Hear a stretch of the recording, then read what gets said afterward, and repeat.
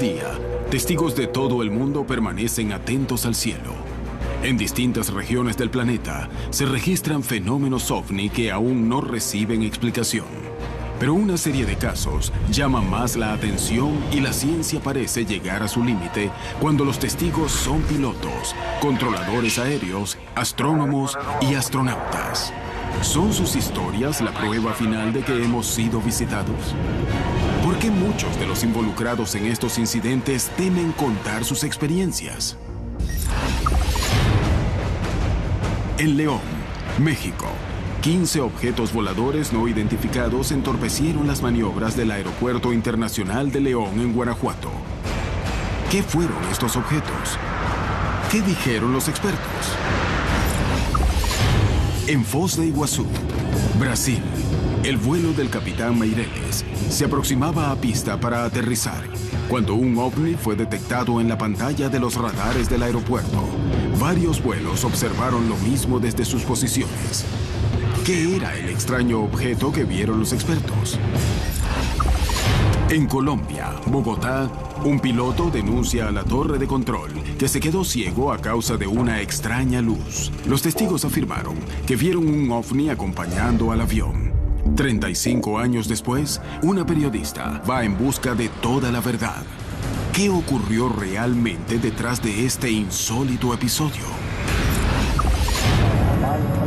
Ex-empleados de la NASA denuncian la alteración de imágenes de máxima seguridad tomadas en las misiones Apolo. ¿Existe un pacto de silencio en torno al fenómeno ovni en la mayor agencia espacial del planeta?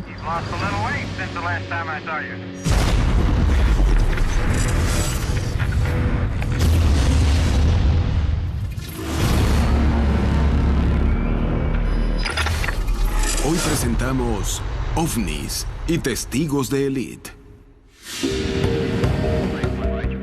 Se habla de testigos de élite cuando se trata de pilotos, controladores, militares o gente que tiene ya cierto rango y que tiene cierto prestigio. Si están más preparados, si tienen más conocimiento y su profesión se puede ver en riesgo con lo que se está hablando, se toma como testigos de élite.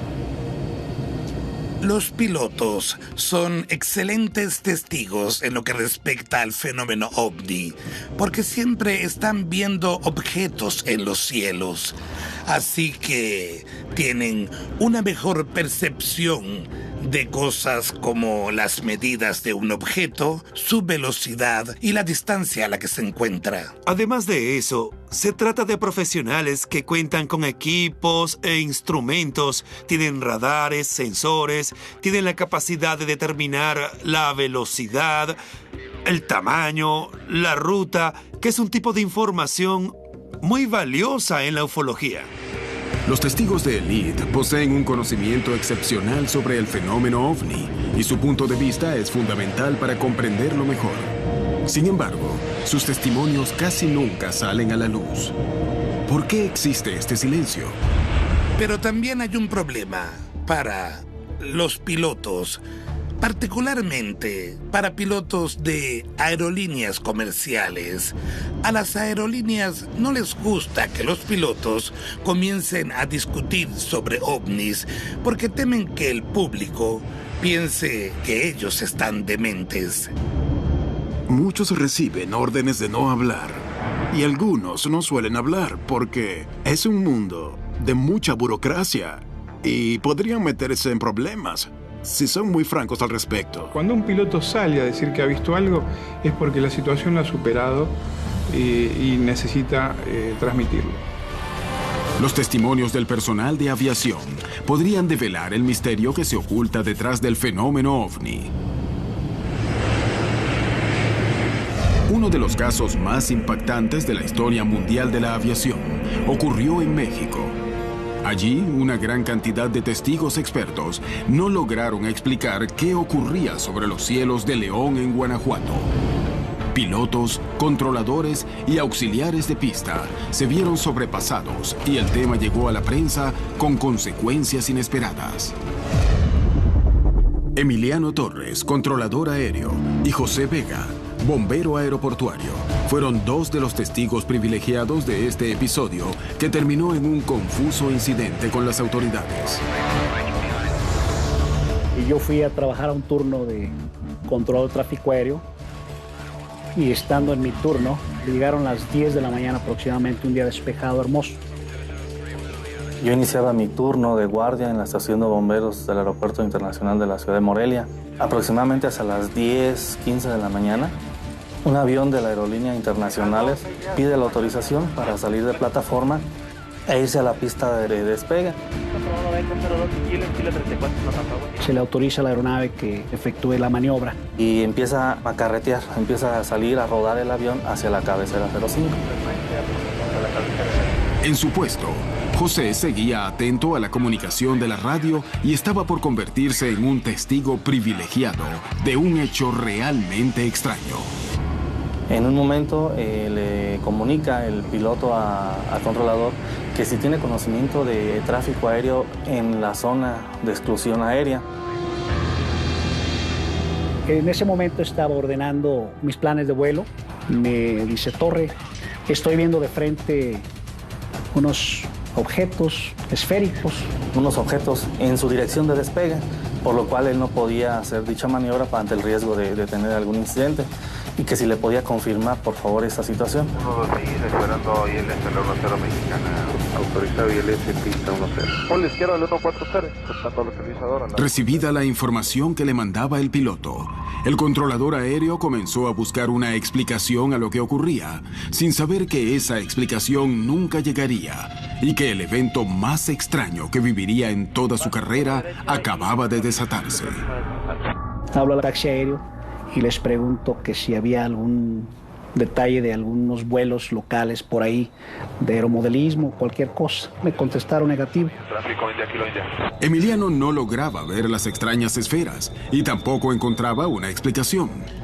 Sin una respuesta clara, el piloto no podía despegar. Antes debía asegurarse de que el vuelo estaría a salvo, por lo que volvió a comunicarse con la torre de control. Le repite que es una serie de objetos que están al fondo de la pista y que no puede hacer la maniobra de despegue. Y en ese momento el controlador le dice que él no ve gran cosa. Emiliano no lograba divisar lo que veía el piloto. Sin embargo, una presencia fortuita cambiaría esta realidad. Yo estaba con un compañero de trabajo, un ingeniero, y él toma los binoculares y empieza a gritar: Emiliano, Emiliano, es algo raro, algo diferente. Yo volteo y pues ¿cuál fue mi sorpresa? Observar varias esferas de tipo metálico, de un tamaño en proporción considerable. Y como era plena luz de día, se notaban, eran muy obvias, muy notorias. Primero era saber qué era lo que estaba ahí y después la preocupación que si el avión salía, la aeronave salía, ¿qué podía suceder? Eran de tal magnitud que me quedé viéndolas estático varios minutos. Emiliano Torres se encontraba ante una encrucijada. No tenía idea de qué estaba sucediendo en la pista de aterrizaje que controlaba. Jamás se había dado un fenómeno como ese y todo dependía de su criterio. ¿Podían estar ante un peligro mortal? Era fundamental intentar comprender qué estaba ocurriendo. A mí me solicita el controlador que camine al borde de la pista con radio y con binoculares. Diríjase de inmediato a la pista, que observamos una luz extraña.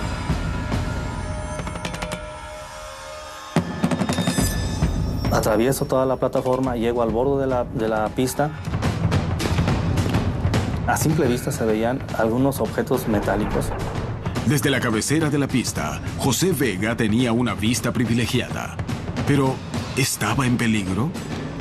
Nadie sabía si las esferas eran agresivas o peligrosas y el bombero era la persona más cercana a ellas. Efectivamente son más de 10, unos 15 aproximadamente. Algunos se desprendían hacia arriba, otros hacia el norte, hacia el sur. Y estaban, calculo yo, no más allá de los 500 metros de altura. Con un desplazamiento lento, un control en el descenso muy bien programado, muy bien planeado. Todas las explicaciones conocidas no servían para dar cuenta de lo que estaba ocurriendo. aumentando el desconcierto de los experimentados testigos y obligándolos a decidir completamente a ciegas sobre la seguridad civil de miles de pasajeros.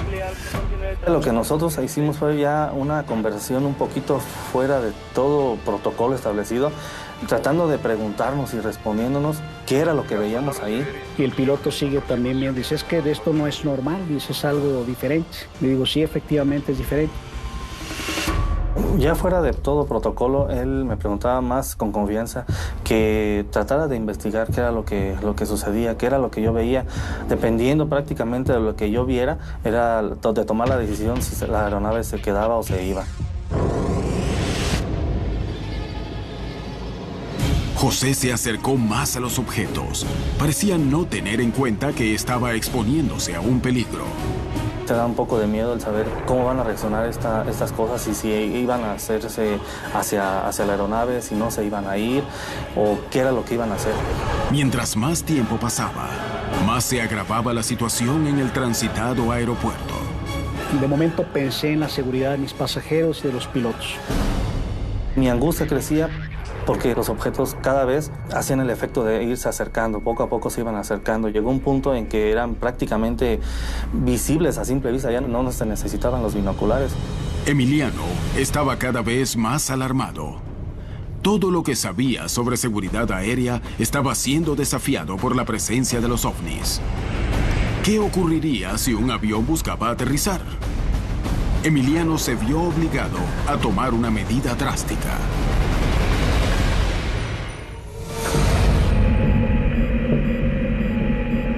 En Colombia, Bogotá, un piloto aterrizó en el aeropuerto El Dorado en medio de una emergencia. Ya en tierra, contó una historia sorprendente. 4 décadas después, el relato sobrevive. Sin embargo, no existe documentación oficial que lo avale. Una periodista, Adriana Calle, está dispuesta a descubrir la verdad en torno a este caso. Me encuentro con unos registros periodísticos que llaman mucho la atención. El caso de un piloto colombiano, Manuel López, quien en mayo de 1977 afirma haber visto un ovni y haber quedado durante 55 minutos ciego. Tiene que ser asistido por los funcionarios y todos los operadores de la torre de control para poder tener un aterrizaje exitoso. Sin pruebas, Adriana Calle debe intentar encontrar a los testigos de este caso. Los controladores aéreos al momento del incidente se han retirado y hasta hoy no se ha dado con ninguno de ellos. Adriana intentará contactarlos. Mientras tanto, se entrevistará con Miguel Forero, padre de la ufología colombiana e investigador del caso. Posiblemente la avioneta se le apagó y el tipo se asustó terriblemente porque no sabía dónde estaba ni para dónde iba. Entró en un estrés espantoso y gritaba, porque eso lo dijo. Y debieron oírlo los señores del aeropuerto. Yo no quiero matarme, no quiero matar. ¿Qué veracidad le da usted a ese relato que les hace el piloto? La cosa fue de tal gravedad que si él no vuelve y recupera la avioneta, entrando ya al aeropuerto de El Dorado, y los señores les dan las especificaciones para que aterrice y sepa dónde está, pues se mata. De manera pues que eso no fue un encabinamiento. Ahora, coincide también con otras cosas. Pero hay una cosa curiosa que sí no se ha dicho y que la voy a decir por primera vez. ¿Qué dijeron los campesinos por donde sobrevoló la avioneta? Por ahí hacia las 3 o 4 de la tarde. Ese día vieron pasar una avioneta. Y se les llamó la atención, iba bastante alta. No se oía el ruido del motor de la avioneta. Y observar que adelante de la avioneta, a cierta distancia, una especie de plato que dicen ellos que era metálico. Pero es de una seriedad realmente atroz lo que pasó. Porque ese tipo estuvo a punto de matarse. Y vuelvo a repetirle, si no es por los tipos del aeropuerto, ese señor se va. La entrevista con Forero le aporta datos únicos y no revelados hasta ahora. Pero ¿qué opinan los expertos médicos sobre este relato? ¿Pudo un hombre quedar ciego durante 1 hora y aterrizar su avión en este estado?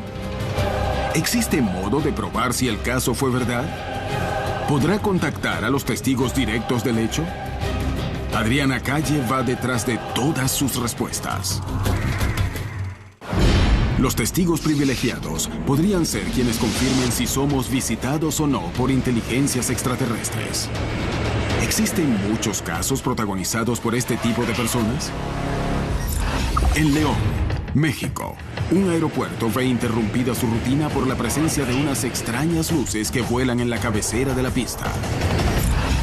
En Bogotá, Colombia, un antiguo caso dice que un piloto fue cegado por un objeto volador no identificado.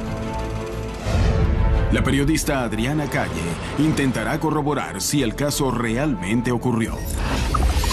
En Foz de Iguazú, varias tripulaciones y controladores aéreos se sorprenden ante un extraño objeto que vuela cerca de las rutas aéreas.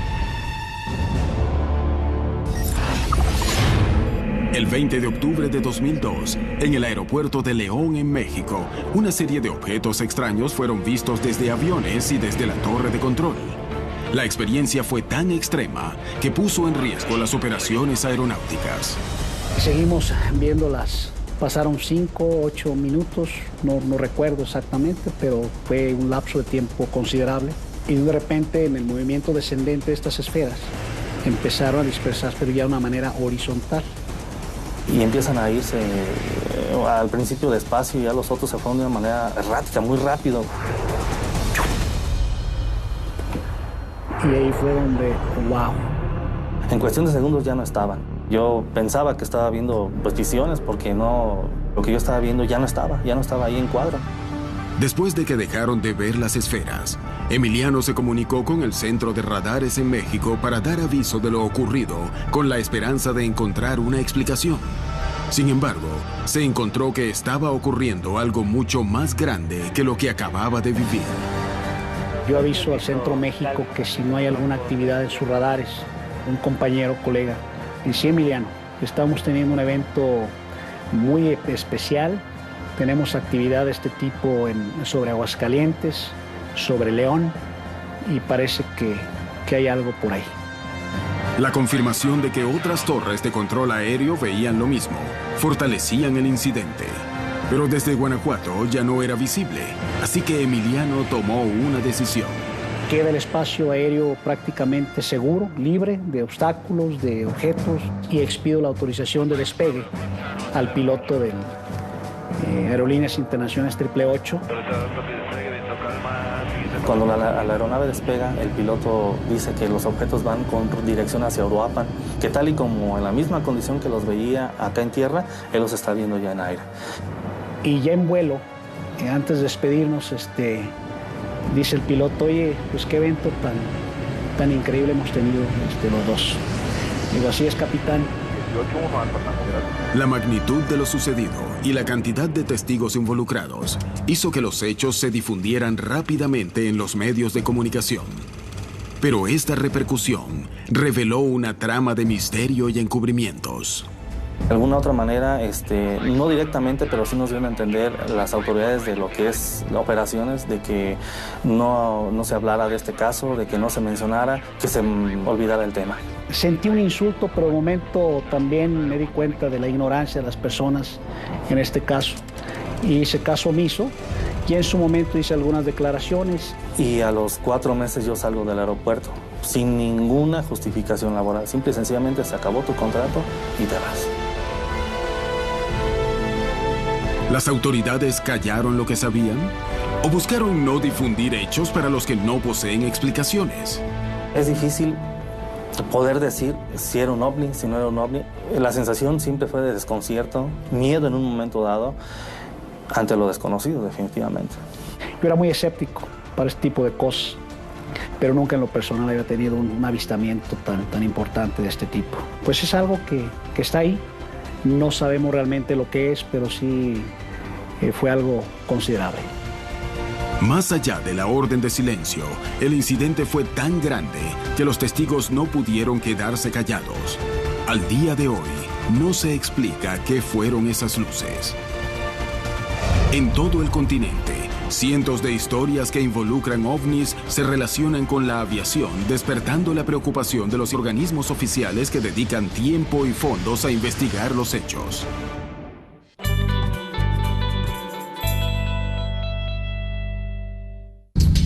Estos eventos preocupan porque pueden poner en riesgo la seguridad de miles de pasajeros. Organismos oficiales que dependen de las fuerzas aéreas se dedican a investigarlos. Sus informes no siempre salen a la luz, pero estos no son los únicos organismos que no revelan toda la información sobre objetos voladores no identificados. El sigilo alcanza a la NASA y según Ken Johnston, ex integrante de esta agencia, allí tampoco se revela toda la información sobre la posibilidad de que exista vida en otros planetas. ¿Es posible que exista un secreto tan grande? Tengo entendido que queman cosas, se deshacen de evidencia, destruyen cosas. Johnston se encargaba de compilar la información sobre las misiones para archivarlas en catálogos internos que servían de consulta. Poco después de la misión Apolo 14, el Dr. Fountain Page era el director del Departamento de Ciencia Lunar y Planetaria en la NASA. Él me pidió que sacara del laboratorio fotográfico principal un carrete en específico de película 16 milímetros que fue filmada durante la misión Apolo 14. Las imágenes habían sido tomadas por el módulo de mando que orbitaba la Luna durante la misión, con el propósito de mapearla. Estaba exponiendo las imágenes y podíamos ver la superficie de la Luna mientras la aeronave se acercaba a una colina y como se aproximaba a un cráter de tamaño y medio en la parte trasera de la Luna. Recuerdo que el cráter se llamaba Tsiolkovsky y mientras nos acercábamos a él el sol se estaba poniendo. La mitad del cráter estaba en las sombras y en el borde de la sombra había un grupo de 5 domos brillantes y parecía que de uno salía una nube de vapor. El Dr. Page me pidió que retirara ese carrete en específico, porque había escuchado que la gente del Archivo Nacional había visto eso, y él quería mostrárselo solo a personas clasificadas. Él me dijo, termina de verlo. Yo terminé de ver ese carrete y tuve que devolverlo al laboratorio. Pero cerca del archivo ocurría algo más extraño aún. Y me encontré con que había un grupo de personas allí, sentadas alrededor de una mesa. Estaban pintando rasgos y cosas sobre la superficie lunar. El día siguiente se me pidió que volviera a retirar el mismo carrete y llevarlo al auditorio principal de la NASA, al Centro Espacial Johnson, para mostrárselo a todos los científicos e ingenieros de rangos regulares, a todo el personal del campus de la NASA. Ken hacía correr las imágenes de la Luna hasta llegar al mismo cráter que él había visto la noche anterior. Y cuando llega el punto en que se aproxima el cráter Tsiolkovsky, se veía la sombra. En cuestión de 24 horas, habían sacado el original, lo habían editado, lo copiaron, pintaron encima de la imagen y lo devolvieron.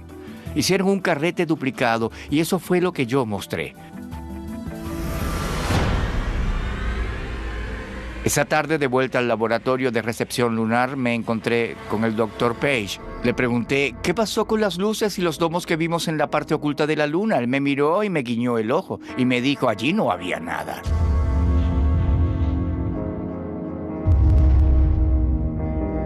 Si algo aparece en una fotografía, se publicará. Ellos no quieren que las personas vean esas imágenes con el perfil de un ovni, porque entonces el público diría, oye, ¿qué es eso? Y la respuesta es, pues, en realidad no lo sabemos. Sí lo sabemos, pero no queremos decirlo. Así que lo más fácil para evitar eso es editar la imagen para que no se muestre la verdad y así la gente no comenzará a hacer preguntas que estas personas no quieren responder. Si exministros de defensa y exempleados de la NASA no logran conocer toda la verdad de estas acusaciones, ¿debemos suponer que existen grupos de poder en círculos aún más inaccesibles que manejan y ocultan lo que ocurre? ¿Qué hay detrás de estos relatos?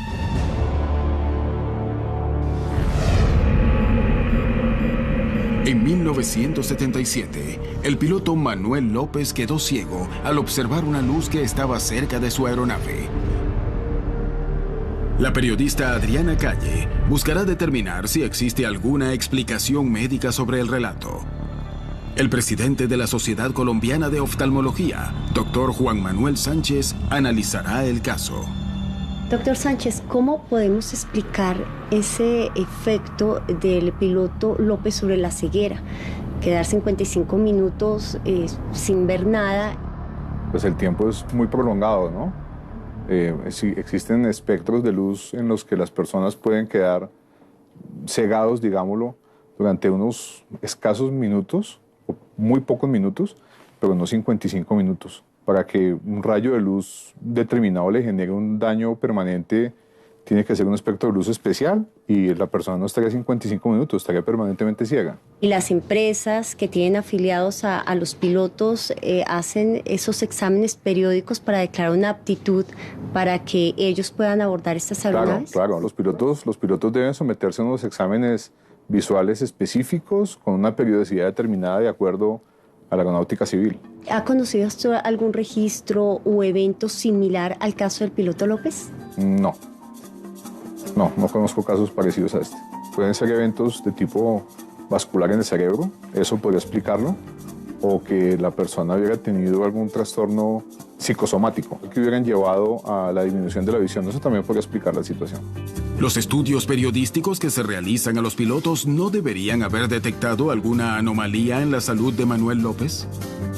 Y de ser una afección habitual, ¿por qué nunca más se registró un caso similar en los 55 años de existencia del Aeropuerto El Dorado? Siguiendo la sugerencia del oftalmólogo, Adriana decide visitar una de las psiquiatras más reconocidas de la ciudad, la doctora Nancy Colimón Ardila, presidente de la Asociación Colombiana de Psiquiatría Biológica. ¿Podríamos hablar de un síndrome de encabinamiento el que pudo haber presentado este piloto? Hay algunos elementos que podrían hacernos pensar que este piloto pudo haber sufrido el síndrome. De hecho, es que hay profesiones que están como muy propensas a tener alteraciones en la sensopercepción. ¿Usted ha conocido casos de pronto en su profesión de pilotos que han sufrido sobre estos síndromes de encabinamiento? De hecho, hay estudios que muestran que son más propensos que la población general y por eso tienen unas condiciones diferentes de trabajo, lo cual incluye hacer análisis específicos de que no haya patologías o enfermedades que puedan favorecer la aparición de estos fenómenos. ¿Habría otro desorden psicológico que pudo haber presentado de pronto Manuel López para haber testimoniado sobre este enceguecimiento y toda esta situación que vivió de pánico durante ese vuelo? Él hace un señalamiento a la torre de control que vio algo. Vio una luz que lo encegueció y luego empezó a ver las cosas en colores distintos o como con una distorsión. Tú puedes abordar eso desde dos puntos de vista. Una alteración biológica o en la química cerebral que hace que se distorsione la percepción y la otra una alteración emocional o psicológica como tú la llamas. La ansiedad, el estrés, el pánico puede producir este tipo de fenómenos en los que la persona percibe distinta la realidad. La doctora Colimón Ardila no descarta las opciones psiquiátricas. Sin embargo, este caso ha sido único en toda la historia del Aeropuerto El Dorado de Bogotá. Adriana deberá corroborar si el caso fue verdad o un mito. Ha logrado dar con Eduardo Russi, quien era jefe de control aéreo del aeropuerto en esa época, la persona indicada para poder confirmar el caso.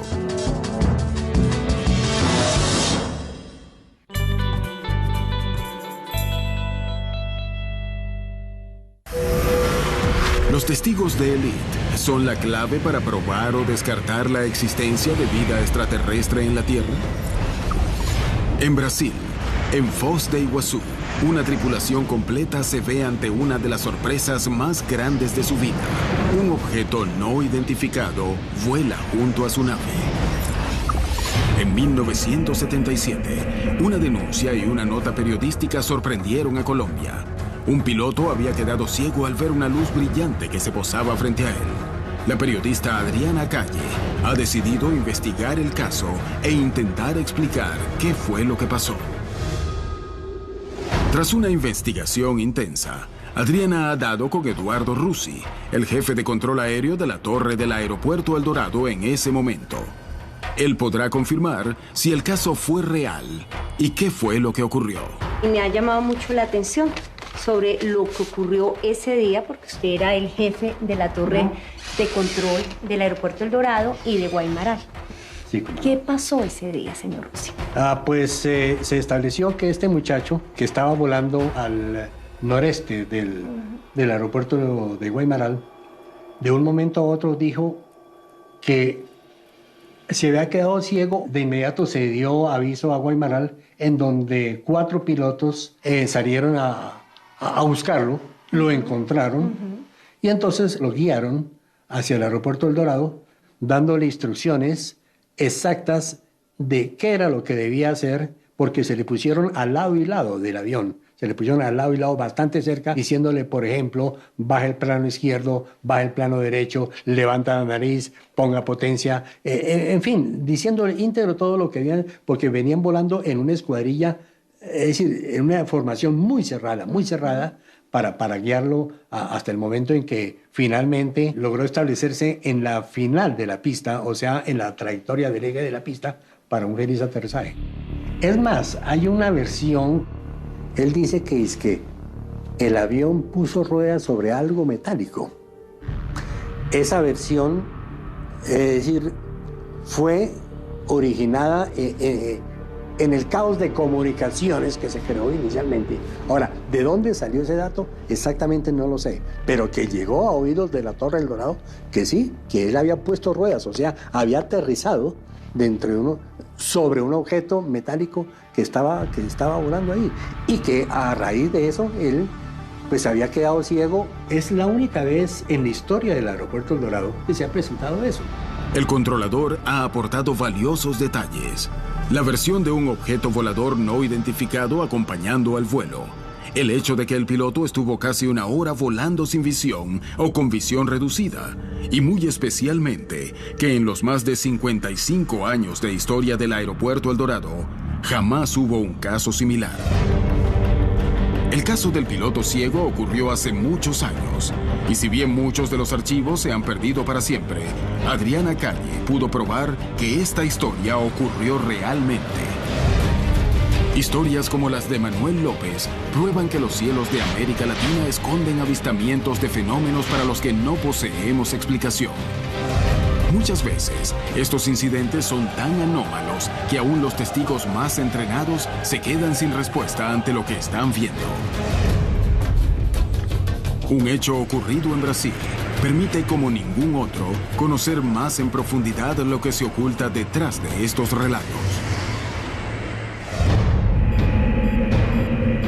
El 22 de agosto de 1985, un extraño episodio puso en alerta a la tripulación de decenas de aviones que sobrevolaban la zona de Foz de Iguazú en la frontera entre Argentina y Brasil, y a las torres de control de 3 países de la región. Este fue uno de los casos de avistamientos de fenómenos ovnis más controvertidos del continente. El hoy retirado comandante Carlos Meireles era ingeniero de vuelo en Cruzeiro del Sur. Ese día, él y sus compañeros se encontraban volando en lo que creían eran condiciones normales. Sin embargo, todo lo que sabían sobre aviación iba a ser puesto a prueba para siempre. El vuelo salía de Río de Janeiro, pasaba por Sao Paulo, Foz de Iguazú y llegaba a Asunción. 5 personas operábamos el avión. Yo era el ingeniero de vuelo y también piloteaba un poco. Todos éramos pilotos. A bordo de la cabina viajaban sin saber que la torre de control estaba registrando algo extraño en las pantallas de sus radares y que su vuelo pronto se vería afectado.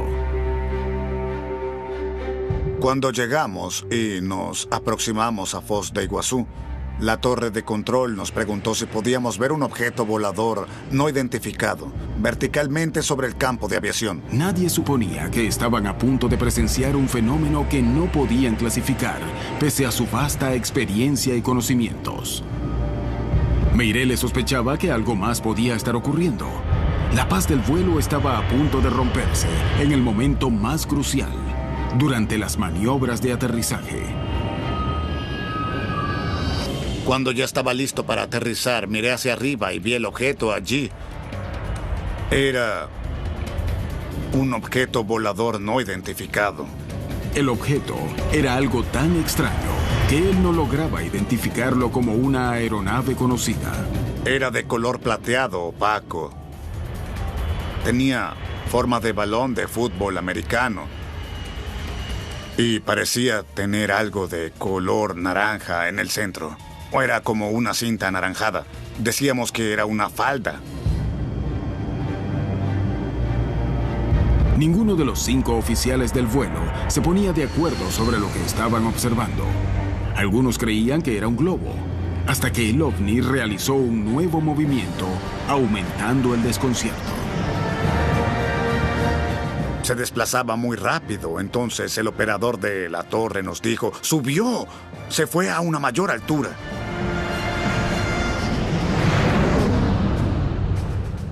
El objeto había desaparecido repentinamente y el avión se aproximaba a Asunción del Paraguay, luego de una breve escala en Foz de Iguazú.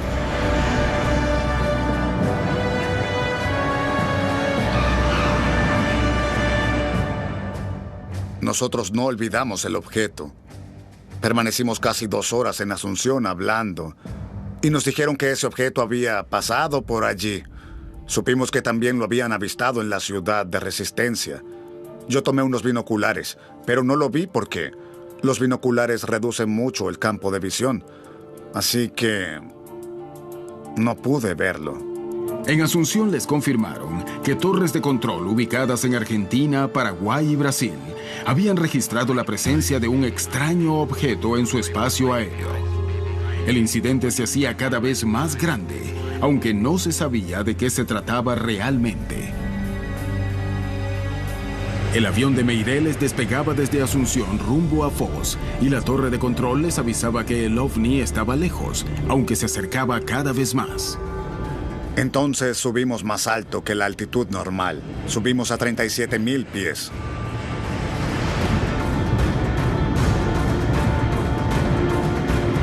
El ovni había vuelto al lugar, solo que esta vez se encontraba realmente próximo al vuelo, que estaba realizando las delicadas maniobras de ascenso. Y lo encontramos más o menos a esa altura. Nivelamos el avión y él quedó a la derecha.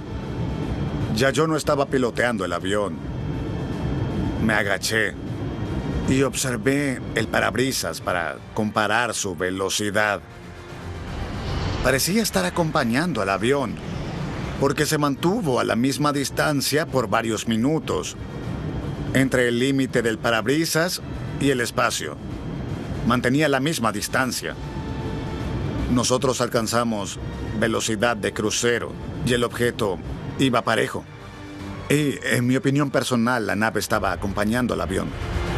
El avión se acercaba al objeto y el comandante Meireles estaba a punto de enfrentarse con el hecho más extraño que le ocurriría en toda su carrera aeronáutica.